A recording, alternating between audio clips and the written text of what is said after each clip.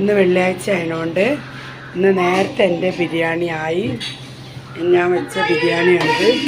ഇതിൻ്റെ മുജിക്കാക്ക കൊണ്ടുവന്ന പാത്രമാണ്. അപ്പോൾ അതിലാണ് ഞാനിന്ന് ഉദ്ഘാടനം കഴിച്ചത്. അപ്പോൾ ഇതാണ് എൻ്റെ ബിരിയാണി. അപ്പം ഷാമോന് പള്ളിയിൽ നിന്ന് ഇറങ്ങി വന്നിട്ട് വേണം ഈ ബിരിയാണി വിളമ്പാൻ. പിന്നെ കുറച്ച് തിരുമ്പാനുണ്ടേനി. അപ്പോൾ ഞാൻ തിരുമ്പി ഒരു ഉണക്കാണ്, ഉണക്കിയിട്ടിക്കണ്. അപ്പോൾ ഇതൊക്കെ ഒന്ന് എടുത്തൊന്ന് ചിക്കാണ്ട് കുറച്ച് ചിക്കിയിട്ടുണ്ട്.